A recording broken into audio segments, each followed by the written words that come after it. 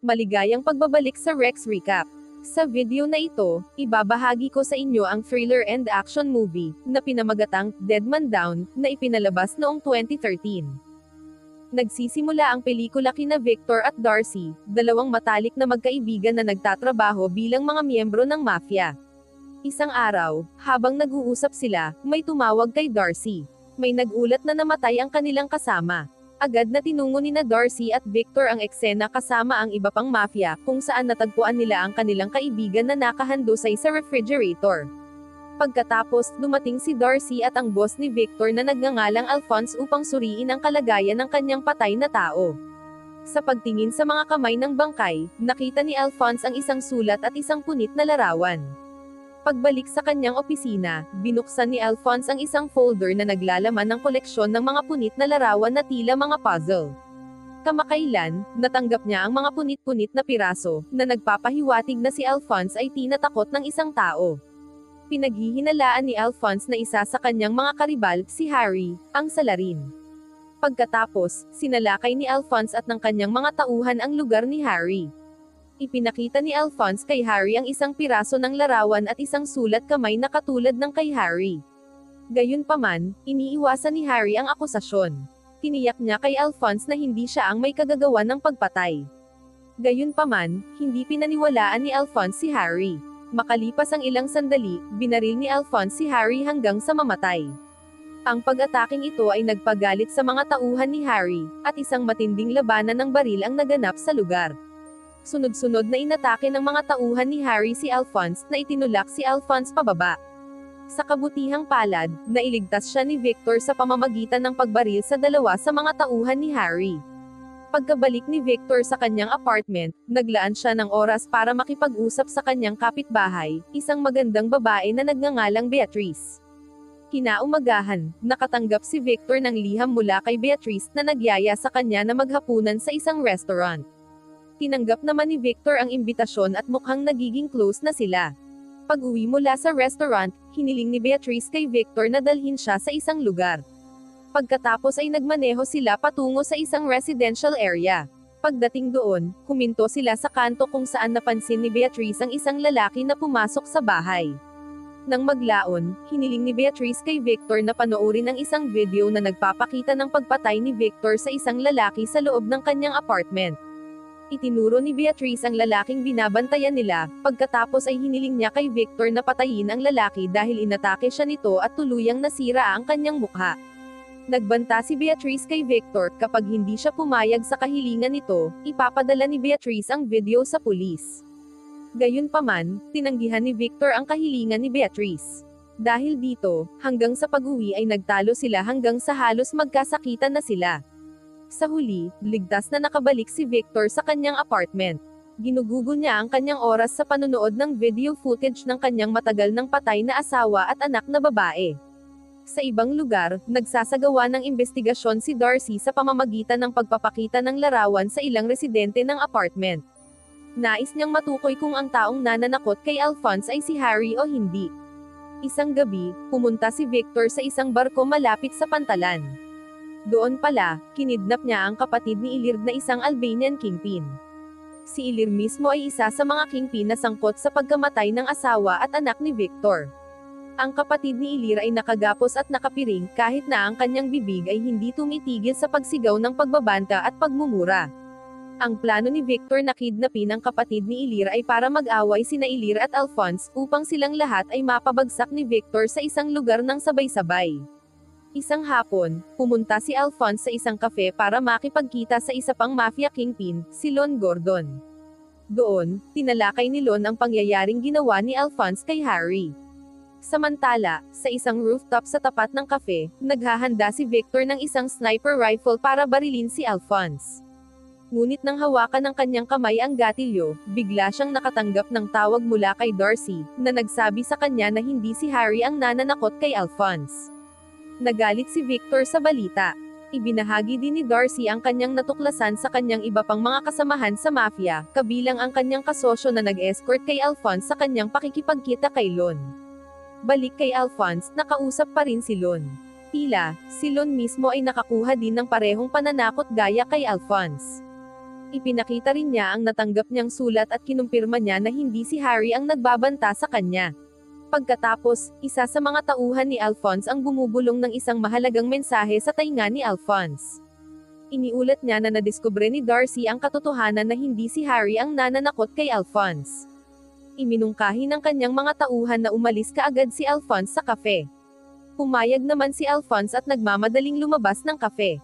Ngunit pagkatapos, sinimulan ni Victor ang pagbaril kay Alphonse at sa kanyang mga tauhan ng ilang beses. Gayunpaman, nabigo ang kanyang pagtatangka sa pagpatay. Isang habulan ang naganap kung saan nakita ng mga tauhan ni Alphonse ang misteryosong lalaki na binaril ang kanilang amo mula sa bubong ng gusali. Si Victor mismo ay agad na tumakbo at bumaba sa ibaba ng gusali. Sa loob ng gusali, sumiklab ang putukan sa pagitan ni Victor at ng ilang tauhan ni Alphonse. Nagawa silang pabagsakin ni Victor at tumakbo palabas ng gusali. Habang tumatakbo siya sa isang medyo abalang kalye, biglang dumating si Beatrice at inalok si Victor na sumakay. Agad namang hinabol ni Darcy, na nakita ang misteryosong lalaki na pumasok sa isang sasakyan. Para linlangin ang mga humahabol sa kanya, pinahinto ni Victor ang sasakyan at agad niyang hinalikan si Beatrice. Ilang sandali pa, lumapit si Darcy sa sasakyan, ngunit nagulat siya nang makitang bumaba ng sasakyan si Victor. Naisip ni Darcy na maling sasakyan ang hinahabol niya. Pagkatapos, lumapit si Victor kay Darcy at umarte na parang walang nangyari. Makalipas ang ilang oras, dumating si Alphonse at inutusan si Darcy na alamin kung sino ang nasa likod ng lahat ng pag-atake na ito. Pagkalipas ng ilang araw, binisita ni Victor ang apartment ni Beatrice, kung saan sinabi ni Victor sa kanya ang tungkol sa kanyang tunay na pagkatao. Ang tunay na pangalan ni Victor ay Laszlo Kerik. Siya ay isang mamamayan mula sa Hungary na dumating sa Amerika at nakatira kasama ang isang asawa at isang anak na babae sa isang apartment. Hanggang isang araw, hiniling ni Alphonse sa ilang mafia na paalisin ang mga residente ng apartment building sa pamamagitan ng pagbaril ng mga bala na tumaagos sa dingding ng apartment na tinitirhan ni Victor. Dahil sa pagbaril na ito, namatay ang asawa at anak ni Victor.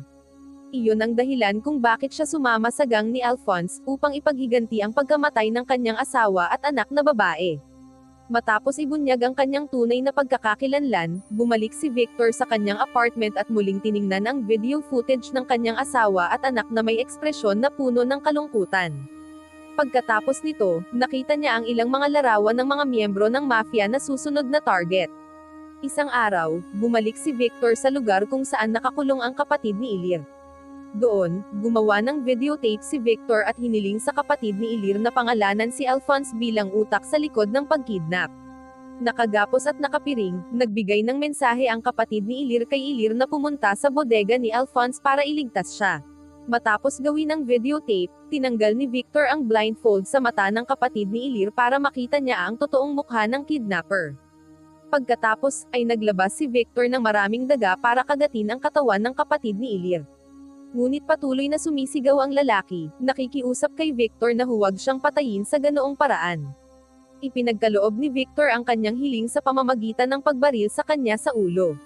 Matapos patayin ang kapatid ni Ilir, pumunta si Victor kay Beatrice para iabot ang isang envelope na naglalaman ng memory card.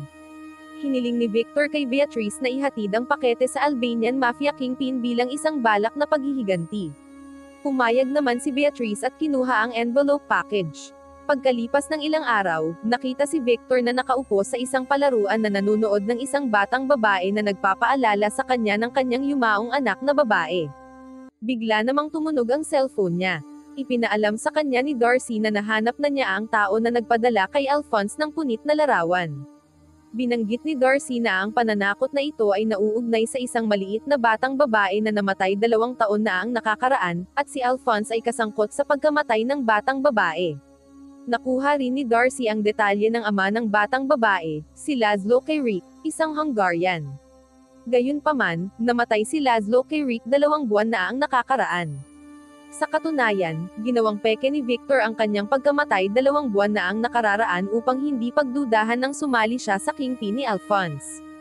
Sa ibang lugar, tinawagan ni Alphonse si Ilir upang magtanong tungkol sa masaker ng isang pamilya sa isang apartment na sabay nilang sinalakay. Tinanong ni Alphonse kung malinaw na nakita ni Ilir na namatay ang ama ng pamilya.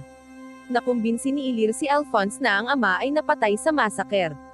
Isang gabi, lumapit si Victor kay Beatrice at inanyayahan siyang makipagkita sa lasing na lalaki na sumisira sa kanyang mukha. Mula sa loob ng sasakyan, pinagmamasdan nila ang lalaki habang papasok ito sa kanyang sasakyan. Inamin ni Victor na wala siyang nararamdaman para kay Beatrice, ngunit tutulungan niya si Beatrice na maghihiganti sa pamamagitan ng pagpatay sa lalaki. Hindi nagtagal ay bumaba si Victor sa sasakyan at nilapitan ang lalaki. Pagkatapos makumplito ang kanyang misyon, ibinigay niya ang duguan na bagay na kinuha niya mula sa lalaki upang patunayan na siya ay patay na.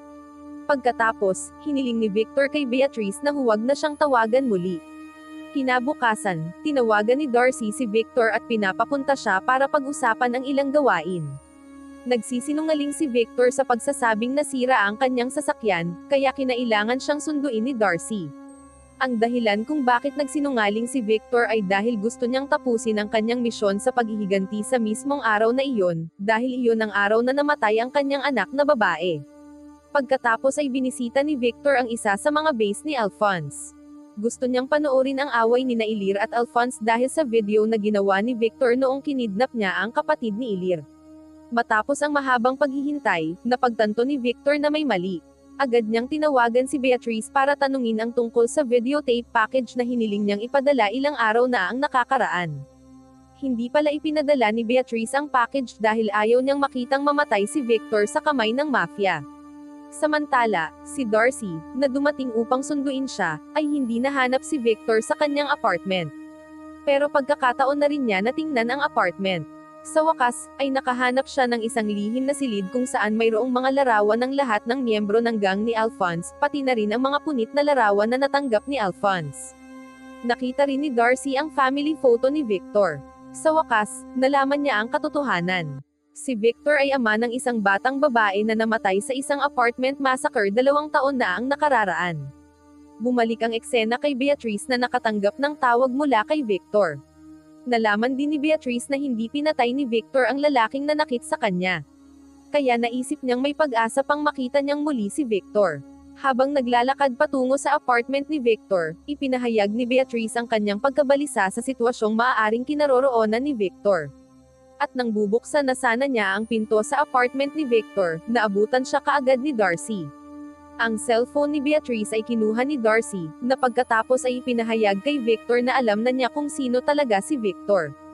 Ipinaliwanag ni Victor na ang kanyang sama ng loob ay walang kinalaman kay Darcy. Gusto niyang huwag makialam si Darcy dahil ayaw niyang patayin siya. Si Darcy, na tapat kay Alphonse, ay nagbanta kay Victor pabalik at sinabihan siyang pumunta sa punong tanggapan ni Alphonse. Bilang garantiya, dinala ni Darcy si Beatrice sa harap ni Alphonse para iligtas siya ni Victor. Pagdating sa punong tanggapan ni Alphonse, binanggi ni Victor ang kanyang sasakyan sa pader.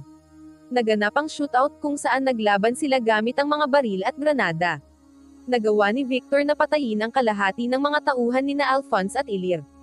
Sa panahon ng laban, si Victor, na nagkaroon ng pagkakataon na madaling patayin si Darcy mula sa kanyang nakatayong posisyon, ay sumuko sa kanyang intensyon at piniling iwan si Darcy. Nagmamadali siyang umalis para iligtas si Beatrice.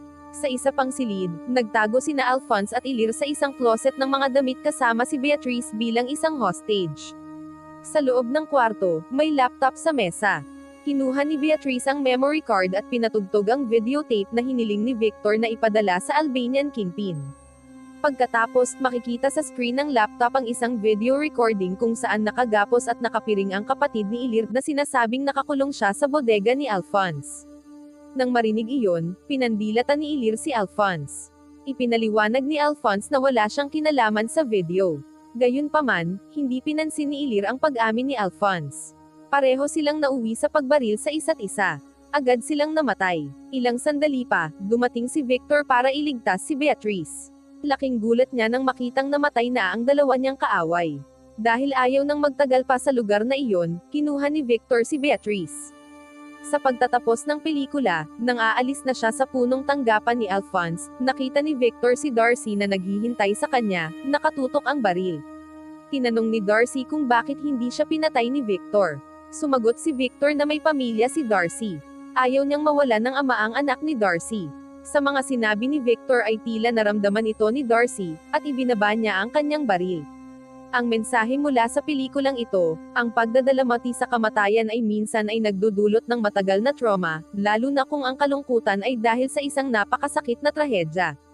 Tunay na hindi makatwiran ang paghihiganti, ngunit ang mahinang pagpapatupad ng batas kung minsan ay nagpapatakbo sa isang tao sa batas ng gubat upang ang masama ay makamit ang parusang nararapat sa kanya.